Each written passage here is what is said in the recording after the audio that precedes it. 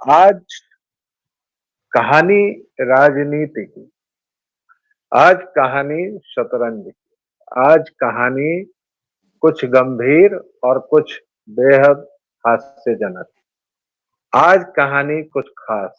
इसलिए आज काला कुर्ता, इसलिए ये खास अंदाज, और इसीलिए कई बार खास खास के मैं खांसने न लगूं।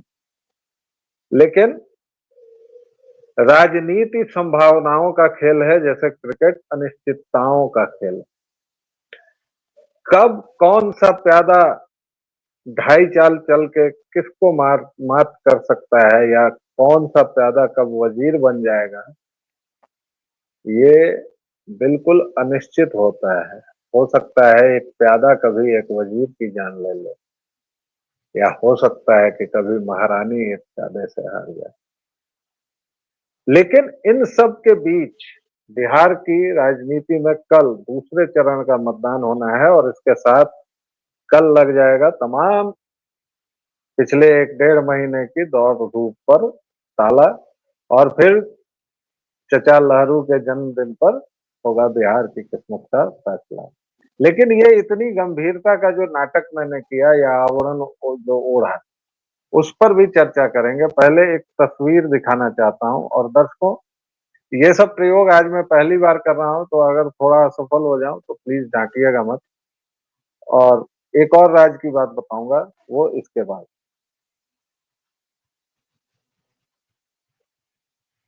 ये फोटो, इसके दो अहम किरदारों को आप सब लोग जानते ही होंगे। मुझे पूरी उम्मीद है कि आप लोग उसको अच्छे से जानते होंगे। एक भाजपा नेता और भोजपुरी फिल्मों के, हिंदी फिल्मों के ठीक ठाक अभिनेता, गोरखपुर के सांसद रवि किशन जी हैं, और दूसरी तरफ तेज प्रताप यादव हैं, जो फिलहाल घर से निकाल दिए गए हैं, राजनीति से निकाल दिए गए हैं, विरासत से वंचित कर दिए गए हैं।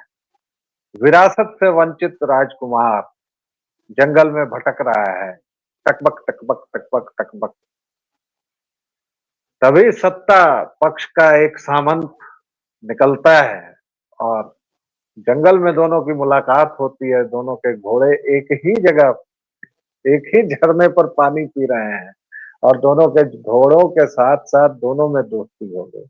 दोस्ती के और भी कई आयाम हो सकते हैं, लेकिन उन पर विशेष चर्चा के लिए हमारे साथ हैं आनंद कुमार। आनंद कुमार जी, इस दोस्ती का क्या रहस्य है, इसको कैसे देखते हैं आप? देखिए, आपके खास खास से हमें खांसी हो गई अब। लेकिन देखिए, आप जिस दिशा में बातों को ले जाना चाहते हैं, हम उस दिशा में बातों को बिल्कुल नहीं ले जाएंगे। हालांकि भारतीय कानूनों में अब ये सब जो है वो गैर कानूनी नहीं रह गया है, लेकिन गैर कानूनी चीजों में वैसे भी अपने तेज प्रताप जी जो है वो गैर कानूनी में कोई स्नेह नहीं रखते हैं, उसका कोई शौक नहीं रखते हैं। ऐसा हमने दिन में भी आपके सोशल मीडिया पर एक कमेंट में भी कहा ही था। तो खैर, हम लोग चलते हैं यहाँ पर। आप जो ये नाइट्स का किस्सा सुना रहे थे कि एक राजकुमार बेचारा बेघर हो गया, तो ये जैसे ही आप सुना रहे थे वैसे ही हमें एक अंग्रेजी कहानी याद आ रही थी। आइवन हो नाम का एक उपन्यास है, वॉल्टर स्कॉट का लिखा हुआ। उस वॉल्टर स्कॉट के उपन्यास में होता क्या है कि बाप अपने बेटे को घर से निकाल देता है, क्योंकि वो जिससे विवाह करना चाहता था, बाप उससे विवाह बेटे को नहीं करने देना चाहता था। तो यहाँ रीजन भी पक्का पक्का वही है जो यहाँ रीजन हुआ है, मतलब बिहार में रीजन हुआ है। तो उसी रीजन से बेटे को निकाल दिया जाता है। बेटा जो होता है वो योद्धा होता है, नाइट होता है, उससे और कुछ नहीं आता है।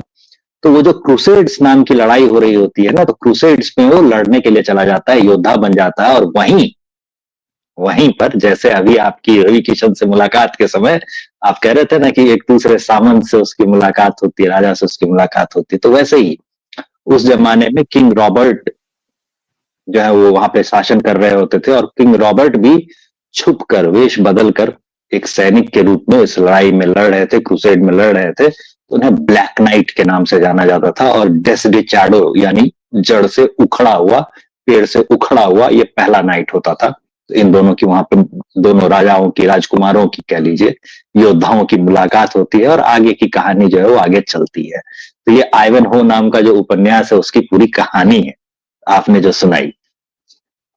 तो बरसों से इस विषय पर लिखा जा रहा है, और इस विषय पर अगर एक नई पॉलिटिकल स्क्रिप्ट बन करके हमारे सामने आई है तो कोई अनोखी बात नहीं है।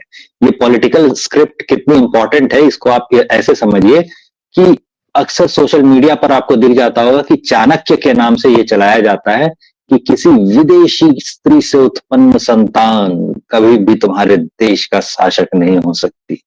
इस टाइप के कुछ, मतलब चाणक्य और शेक्सपियर और गालिब के नाम से अधिकतर जो लिखा जाता है सोशल मीडिया पर, वो चाणक्य ने और शेक्सपियर ने और गालिब ने कभी सपने में भी नहीं सोचा होगा, ये अलग बात है।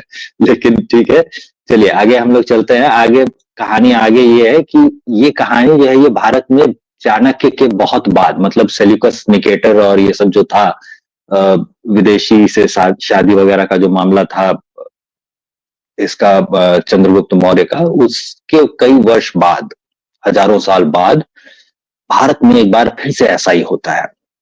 उसमें देखिए कि कितनी सिमिलैरिटी है। वहां भी जैसे ही एक ईसाई बहू आती है परिवार में, वैसे ही दो भाई जो होते हैं उनमें से एक भाई मारा जाता है।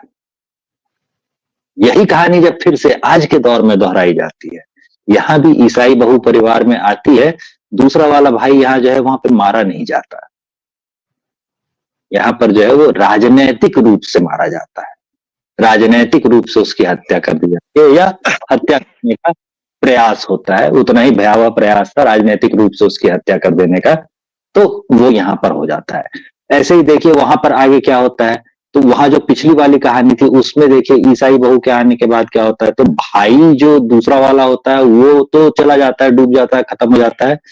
धीरे धीरे उसकी पत्नी की तरफ सत्ता का थोड़ा सा हिस्सा जो होता है ना वो छलक करके गिर जाता है। तो यहाँ भी थोड़ा सा हिस्सा जो है वो छलक करके हो सकता है कहीं गिर जाए तो गिर जाए। लेकिन आगे क्या होगा, आगे जो है वो एक परिवार जो है वो राजनीति को आगे बढ़ाएगा। वो जो सरनेम था, जो पता नहीं कैसे आ गया था, अब मान लीजिए कि नेहरू से अगर शुरू करेंगे, उसके बाद आप गांधी टाइप का कुछ सरनेम देखेंगे, तो उसके बाद फिर नेक्स्ट पीढ़ी में आते आते जो है वो सरनेम जो है फिर ईसाई से शादी, और ये सब के बाद ये देखिए कि एक बहुत मजेदार तरीके से यहाँ पर ये भी रचा गया है कि आपने कांग्रेसियों को कहते हुए सुना होगा कि वो तो कौन से गोत्र के पता नहीं, और जनेऊधारी दत्तात्रेय गोत्र के ब्राह्मण हैं, और जनेऊधारी ब्राह्मण है राहुल गांधी। तो अब ये कैसे होता है कि मतलब पारसी से शादी कर लेती है कोई लड़की, और फिर उसका बच्चा जो होता है वो फिर ईसाई से शादी कर लेता है, और फिर उसका बच्चा जो होता है वो जो है वो जनेऊधारी दत्तात्रेय गोत्र का ब्राह्मण रह जाता है। ये कमाल जो है ना सिर्फ ब्राह्मण ही कर सकते हैं, ये ब्राह्मणवाद है साफ साफ, और कुछ भी नहीं है। तो इतनी बार शादियां इधर उधर करने के बाद भी जो है वो ब्राह्मण ब्राह्मण ही रह जाता है, कुछ और नहीं हो पाता। ये जादू कैसे होता है ये तो भाई वही बताएंगे ना ब्राह्मण लोग। तो खैर ये यहाँ रहने देते हैं। अब यहाँ देखिए यहाँ क्या हो रहा है, तो यहाँ अभी जो ताजा वाला उदाहरण देख रहे हैं इसमें भी देखिए कि राजनीतिक सत्ता जो है वो कहाँ से ट्रांसफर होते होते आई, और यहाँ पर इस वाले परिवार के हाथ में, जिस वाले परिवार में ये विदेशी बहू, माफ कीजिएगा ईसाई बहू आई, उस परिवार की तरफ जो है राजनीतिक सत्ता जो है वो हस्तांतरित हो जाती है। वहीं पर वही वंश जो है वो आगे बढ़ता है। दूसरा वाला वंश कहाँ गया, वो गायब हो जाता है। वो दूसरे साइड जो वंश जो होता है ना वही सुखा दिया जाता है, जड़ों में ही। शादी तो अभी की है, लेकिन शादी तो अभी हुई है सर, 2 साल, मान कितने साल पहले, 2 साल पहले। ऐसा थोड़ी है कि कोई अरेंज मैरिज है कि कल आज शादी हुई है तो कल ही मिले थे। मतलब कहानी तो लंबे समय से चल रही है ना, ये तो आपको भी पता है, कहानी तो लंबे समय से चल रही है ना। तो कब से चल रही है एग्जैक्टली वो आपको पता नहीं है ना। तो पीछे, पर्दे के पीछे भी कुछ बातें चल रही होती हैं, तो पर्दे के पीछे से ये बताइए, खींचा गया। तेज प्रताप यादव कितना प्रभाव डालेंगे? आपने कहा कि भाई उनको डिस्ग्रंटल बेटे हैं, बहुत सारी मैंने भी उनके लिए उपमाएं दी, आपने भी दी। प्रभाव कितना, 21 सीट पर उन्होंने वो कैंडिडेट उतारा है, खुद जीत जाएंगे या अपनी सीट भी नहीं निकाल पाएंगे? देखिए इस बार जो चुनाव, जो अभी जो चुनाव हो रहे हैं, इसमें 20 सीटें ऐसी हैं जिस पर हार जीत का अंतर जो था वो 5,000 वोटों से कम का था। ठीक है, जैसे आप मान लीजिए कि एक बड़ा नाम आप सोचिएगा तो सुधाकर सिंह भी जो थे, सुधाकर सिंह जो रामगढ़ से जीते थे, वो कितने मतों से जीते थे पिछली बार? तो 189, मतलब पूरे पूरे 190 मत भी नहीं थे, इतने मतों से वो जीते थे मात्र। तो ऐसी टाइप की सीटें हैं आरजेडी के पास, जहां से वो जीती थी। और उन पर जब मुकाबला होगा तो जाहिर सी बात है कि जदयू का पाला जो है वो इस बार भारी पड़ने वाला है। पिछली बार जो कोशिशें उन लोगों ने की थी, उससे बेहतर कोशिशें इस बार होंगी। क्योंकि पिछली बार जो है वो चुनाव में जब उतरे थे ये लोग, तो कई बार जो था वो कौन किसको वोट देगा, कौन किसके साथ है, कौन किसके खिलाफ है, क्योंकि राजद के साथ है कब जदयू और कब भाजपा के साथ है, ये सब तिकड़म भी उस टाइम तक चल रहा था। तो उस समय जो वोट का इधर उधर फ्लक्चुएशन हुआ था वो उतना सॉलिड नहीं था। अभी जो है वो बहुत स्पष्ट बंटवारा होगा कि जदयू का वोटर मतलब जदयू का वोटर, और आरजेडी का वोटर मतलब आरजेडी का वोटर। ये बंटवारा बहुत स्पष्ट है। तो इसलिए ये जो दो बंटवारे होंगे खेमे में, इसमें तो बंटवारा बहुत स्पष्ट रहेगा। लेकिन एक बीच में आ गया है वोट कटुआ। अब वोट कटुआ कहां पर किसका वोट काट रहा है? तो जनसुराज वाला जो कैंडिडेट आ गया है उसके लिए हम लोगों को ये देखना होगा कि कहां पर वो कौन सा वोट काट रहा है, उसका क्या असर होगा। अब जैसे मान लीजिए कि जैसे मोकामा वाली सीट का याद कीजिए, बिहार की बहुत चर्चित सीट रही है मोकामा, इसीलिए हम लोग उसका ही जिक्र कर लेते हैं। मोकामा की सीट में इसलिए भी चर्चित रही क्योंकि जदयू और आरजेडी दोनों की साइड से वहां पर बाहुबली खड़े थे, और जनसुराज वाला जो था वो शरीफ आदमी था कथित रूप से। और यहाँ पर अब मामला हो जाता है जातीय समीकरण का। तो जातीय समीकरण का जब मामला बनता है तो यादव वोटर जो है वो खिसक करके जाता है आरजेडी की तरफ। जैसे ही आरजेडी वोटर खिसक करके आरजेडी की तरफ जाता है यादव वोटर, वैसे ही बाकी की जो ओबीसी जातियां हैं वो घूम करके जदयू की तरफ जाने लगती है। तो ये चीज जो अनोखी वाली होती है उसकी वजह से कई सीटों पर असर होगा। सारी की सारी ओबीसी जातियां जैसे ही लामबंद होने लगती हैं तो उसका नुकसान आरजेडी को होगा। और चूंकि ये बहुत कम अंतर वाली सीटें थी, इसीलिए थोड़ा बहुत 1% 2% का भी अगर फर्क आता है तो असर पड़ जाएगा। अब पिछले चुनाव में आप देखिए कि सीधे सीधे 10% वोटिंग बढ़ गई है, करीब करीब, मतलब 10% नहीं, आप फिर कहेंगे कि 7% बढ़ी है, आप जबरदस्ती उसको 10% किए जा रहे हैं। लेकिन ये जो 7% का फर्क आ गया है वोटिंग में, इसमें तो 3.5% तो ये पक्का है कि ये एक्स्ट्रा वोट है। ये या तो फर्स्ट टाइम वोटर है, और फर्स्ट टाइम वोटर में भी देखिए कि अब तो ये रुझान भी आ गया है कि कितने परसेंट जो है वो फर्स्ट टाइम वोटर थे। अभी जो नेक्स्ट वाला जो चुनाव होने वाला है, इसमें 7,60,000 70,000 के आसपास ऐसे वोटर हैं जो 18-19 साल के हैं, पहली बार वोट कर रहे हैं। और असल में जो लोग पहली बार वोट कर रहे हैं वो हैं 10 लाख से ऊपर। मतलब 3.5 लाख के लगभग लोग ऐसे हैं जो 18-19 साल के नहीं है, उससे ज्यादा उम्र के हैं। कोई 25 साल का हो सकता है, कोई 35 साल का हो सकता है, लेकिन वो वोट पहली बार करेगा। आज से पहले उसने वोट ही नहीं किया। मतलब उसने अपना आधार कार्ड बनवाया था या नहीं बनवाया था या क्या किया था, क्यों नहीं उसने इतने साल से वोट किया पता नहीं। लेकिन 3.5 लाख लोग स्पष्ट रूप से ऐसे हैं जिन्होंने पिछले चुनाव में वोट नहीं किया था। ये जो इतने लाखों करोड़ों में ये लोग हैं जो वोट जिन्होंने नहीं किया था या नए वोटर के तौर पर सामने आए हैं, ये किधर जाएंगे, ये भी एक बड़ा प्रश्न बनता है, और इसलिए लोग घबरा रहे हैं। अच्छा, यहाँ पर जो फायदा नीतीश कुमार को हुआ है वो ये हुआ है कि महिला वोटर के लिए परंपरागत रूप से माना जाता है कि ये जो है नीतीश कुमार की वोटर है, और 10% वोट जो है वो महिला वोटर्स बढ़ गई हैं। तो महिला वोटर 10% बढ़ गई है, इसलिए नीतीश कुमार का खेमा जो है वो बहुत ही निश्चिंत मुद्रा में है, बहुत ही मुस्कुरा के आराम से बैठा हुआ है। लेकिन महिला में भी 10% नहीं बढ़ा है, 9% बढ़ा है। महिला ठीक, चलिए 9%। अब ये बताइए कि तेज प्रताप को जो आपकी भाजपा दाने डाल रही है उसका क्या मतलब है? या तेज प्रताप को डाल रही है क्योंकि वाई प्लस श्रेणी की आपने सुरक्षा भी दे दी महाराज। एक दिन में मिनिस्ट्री से 2 मुलाकात हुई है, और मतलब ये तो कुछ वैसा ही कि तेरी मुलाकात का असर है सनम है।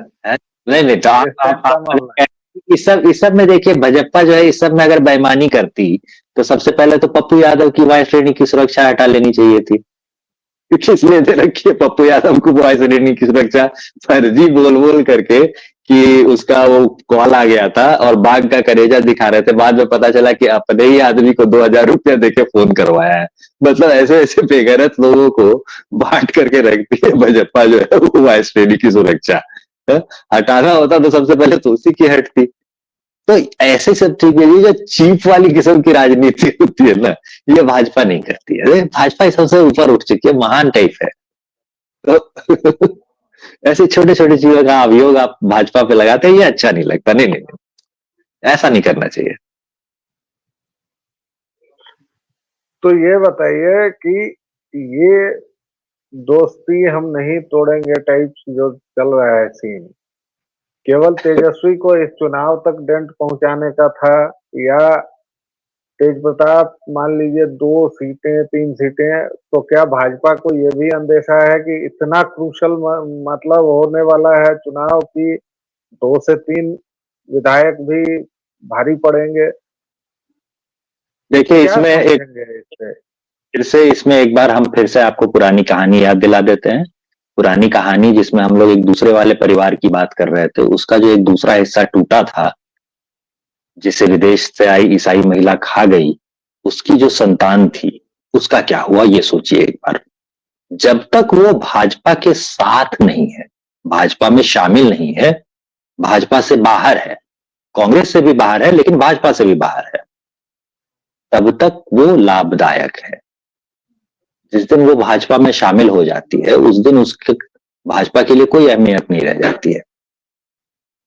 कई लोग जो पाकिस्तानी नागरिक होते हैं, भारत में आकर के लिख रहे होते हैं, जैसे एक मोटे से सज्जन थे, पाकिस्तानी नागरिक थे, आजीवन पाकिस्तानी नागरिक रहे, क्योंकि जब तक वो पाकिस्तानी नागरिक हैं और वीजा पर भारत में रह रहे हैं, तब तक पूरी दुनिया में उनकी पूछ है कि एक पाकिस्तानी नागरिक है जो भागकर जान बचाकर भारत आया हुआ है, सिर्फ इसलिए क्योंकि उसने धर्म के बारे में कुछ बात कर दी थी। अगर वो भारत की नागरिकता ले लेते हैं, तो जिस दिन वो भारत की नागरिकता ले लेते हैं, तो एक दूसरे मोटे से ही सज्जन थे, अदनान सामी, तो उन्होंने जैसे ही भारत की नागरिकता ले ली, उनकी वो जो वैल्यू थी वो खत्म हो गई, पॉलिटिकल वैल्यू। अब वो भारतीय नागरिक है, वो क्या बोलते हैं पाकिस्तान के बारे में या किसी के बारे में क्या फर्क पड़ता है।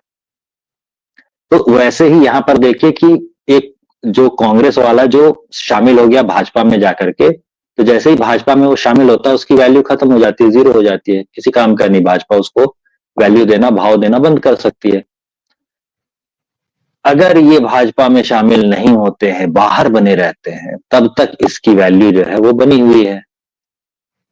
तो बाहर रहते हैं यहां पर वाले सेकंड टाइम वाले, भाजपा में शामिल नहीं होते हैं, तो इनकी वैल्यू बनी रहेगी। भाजपा में कहीं अगर शामिल हो गए, तो फिर इनका भाजपा जो है वो कश्यप कर डालेगी, जो मनीष कश्यप का किया। ओके। तक भाजपा में शामिल नहीं हुए थे, तब तक देखिए फायर ब्रांड थे एकदम, पूरे बिहार में चलती थी उनकी, पूरे बिहार के भूमिहार जो है उनका वीडियो देखते थे। अब देखिए अब कोई नहीं पूछता। तो वही यहाँ भी नहीं तो होगा। स्वराज से टिकट तो लड़ तो रहे हैं मनीष इस बार, और शायद उनको उम्मीद भी है कि वो जीतेंगे भी, तो वैल्यू वैल्यू वो वाली नहीं बची ना, ये तो उनको भी पता है। पिछली बार अरे तो अपने वो दम खुद ही ना उछल कूद की है भाई, भाजपा तो ले ही गई थी अपने साथ, भाजपा में टिकट के लिए इतनी मारा मारी है, इतने। तो उछल कूद और मारा मारी अगर ये वाले करेंगे, कूद फांद करके और भाजपा में जाएंगे, तो इनका भी वही होगा जो भाजपा में जाने पर मनीष कश्यप का हुआ है, उससे कुछ अलग नहीं नहीं, होगा। भाजपा में बहुत लोग फले फूले भी हैं, ज्योतिरादित्य सिंधिया हैं उसके उदाहरण, और भी वो बहुत सारे। कांग्रेस से अगर आप भाजपा में जाते हैं, तो भाजपा आपको दूसरी तरह से ट्रीट करती है। अब क्या है कि बी अच्छा। टीम है कांग्रेस भाजपा की, या क्या कारण है ये नहीं पता, लेकिन कांग्रेस से जब आप भाजपा में जाते हैं तो आपको अलग ट्रीटमेंट मिलता है। किसी और पार्टी से अच्छा। जब आप में जाते हैं, तो आपको ऐसा ट्रीटमेंट नहीं मिलता है। ये चीज देखिए, ये जितने भी राजनीतिज्ञ हैं वो ये बात समझते हैं। आप महाराष्ट्र में देख लीजिए, कांग्रेस से कोई अगर जा रहा होता तो वो सीधा भाजपा में शामिल हो जाता, लेकिन नहीं, शिवसेना वाला था जो कि टूट करके उसको जाना था, तो टूट करके वो अपनी अलग पार्टी बना लेता है, भाजपा में शामिल नहीं होता। समझदार आदमी है। ये समझदारी जो है राजनीतिज्ञ जो है, जो भी राजनीति में है जो लोग, वो लोग दिखा रहे हैं। आम आदमी इस समझदारी को दूर से देख नहीं पा रहा है या समझ नहीं पा रहा है, या मान लीजिए कि हो सकता है कि ये बात जो है पॉलिटिकली इनकरेक्ट बात हो, भाजपा के बारे में ऐसा कहना जो है वो अनुचित होता हो तकनीकी रूप से शायद, तो इसलिए लोग नहीं कहते होंगे, लेकिन भाजपा ऐसा करती है। और जितने राजनीतिज्ञ हैं वो तो इस बात से बहुत अच्छी तरह परिचित है, बहुत अच्छे से पहचानते हैं इसको। अब देख लीजिए कांग्रेस से हेमंत बहुत विश्वा अच्छे से पहचानते हैं। कांग्रेस से हेमंत बिस्वा शर्मा आते हैं, देखिए कितनी तरक्की करते हैं। अच्छा बाकी को छोड़िए, 1936 में के आसपास का दौर देखिए, 1926 से 1936 के बीच का दौर अरे देखिए। भाई तो एक मिनट हिमंता ने रिजल्ट भी दिया ना भाई, नहीं नहीं, सिर्फ हिमंता ने रिजल्ट क्यों दिया ना। करते हैं? नहीं नहीं, कांग्रेस से बहुत बड़े से एक इधर आए थे, हेडगेवार। हाँ तो 1920 से 1930 का दौर देख लें तो कांग्रेस के अधिवेशन की अध्यक्षता कर रहे थे, हैं? तो कांग्रेस से इधर आने पर जो ज्यादा वैल्यू देने की परंपरा है ना, वो हमेशा से रही है। तो बेकार में कोई ये ना कहे कि कांग्रेस से आने पर उसको ज्यादा वरीयता नहीं दी जाती है। छुआछूत तो भाजपा वाले भी करते ही हैं। चलिए, अब ये कर रहे हैं। भाजपा वालों की जिम्मेदारी है कि वो इस वीडियो पर मंथन करते हैं या नहीं, अगर उनके पास ये पहुंचता है तो। बाकी ऐसे ही किसी मसले पर फिर से हाजिर होंगे। अब एक वीडियो आनंद वो इसलिए भी करना होगा कि हम लोग जिस तरह की भाषा इस्तेमाल करते हैं, अब चूंकि बिहार चुनाव तो अब कल के बाद वो मसाला खत्म हो गया, 14 को रिजल्ट आ ही जाएगा, तो इसलिए अब कुछ गंभीर बातों पर चर्चा की जाएगी, कुछ गंभीर चीजों पर हम बढ़ेंगे। एंडी ब्रो के साथ हमारी एक विशेष सीरीज जो चली बिहार की टटका खबर, आप सबको वो सब प्ले लिस्ट बिहार वाणी में मिल जाएगी। उसको अभी बना रहा हूँ मैं, और वो कुछ दिन में, एक आध दिन में आप जब क्लिक करेंगे तो वो मिल जाएगा। अभी उसमें 2-4 वीडियो ही हैं, लेकिन आप देख सकते हैं। तो इसी तरह नए साल तक हम लोग एक बड़ा मजबूत परिवार बने। तो बहुतेरी योजनाएं हैं, बहुतेरी चीजें करनी है, बहुतेरे काम करने हैं, और समय बहुत कम है, इसलिए तब तक मिलते हैं। जय श्री राम। जय श्री राम।